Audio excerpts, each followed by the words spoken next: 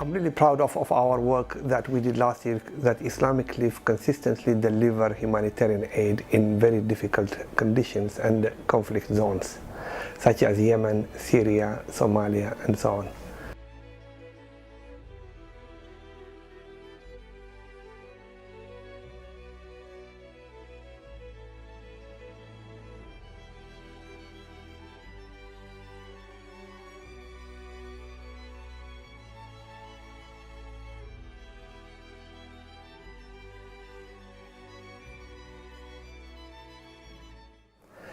Yemen currently is the worst humanitarian situation in the world. Why it is so is really depressing. The need is huge. I saw children suffering of severe acute malnutrition. But as soon as we treat them, they go back to the same condition because of diarrhea and the outbreak of cholera. Unless there is a respect of international humanitarian law, a respect for have access to the needy areas, the suffering will continue and will get worse. But what was amazing that our staff are doing an unbelievable job. We have 700 distribution points in about 70 to 80% of the country, and we are reaching about 2 million people a month.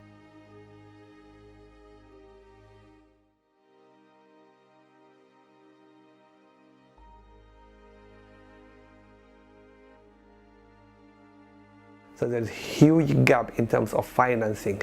If this does not happen, then both World Food Programme, UN OCHA, and other programs that we Islamic Relief are supporting will come to an end, which will increase the suffering of the Yemeni people.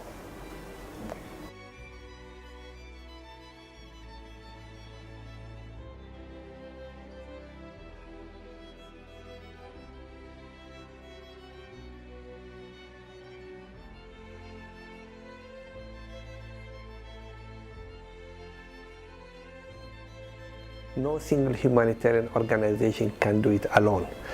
And if we want to introduce or bring in efficiencies and effectiveness, then we have to learn from each other.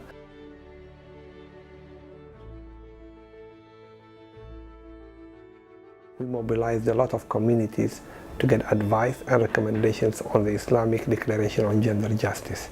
That has been well received by individuals, communities, institutions, and governments.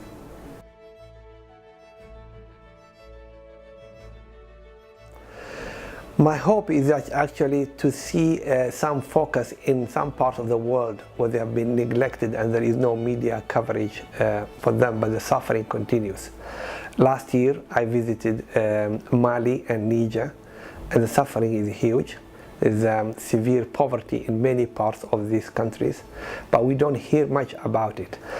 What I would like to see is that we build the capacities of local organizations and we address the shortages they have in terms of resources so they can look after themselves and after their own communities.